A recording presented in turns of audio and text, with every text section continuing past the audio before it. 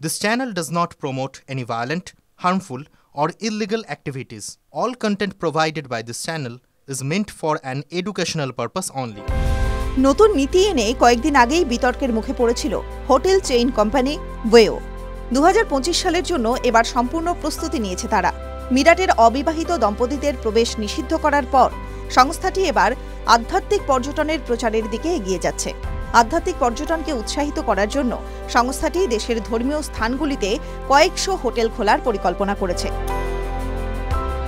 জানা গিয়েছে 500টি হোটেল খুলবে ওয়েও। বুধবার ওয়েও জানিয়েছে যে তারা এই বছর অযোধ্যা, বারাণসী, প্রয়াগরাজ, পুরী, হরিদ্বার, মথুরা, বৃন্দাবন, অমৃতসর, উজ্জয়িনী, আজমির, নাসিক এবং তিরুপতির মতো ধর্মীয় শহরগুলিতে 500টি হোটেল খোলার পরিকল্পনা করছে। সংস্থাটি এমন একটি সময়ে এই ঘোষণা করেছে যখন দেশে ধর্মীয় পর্যটনের বাজার বাড়ছে। এক বিবৃতিতে সংস্থা জানিয়েছে যে তারা এই বছর অযোধ্যায় 150টিরও বেশি, বারাণসীতে 100টি এবং প্রয়াগরাজ, হরিদ্বার এবং পুরীতে 50টি করে হোটেল খুলবে।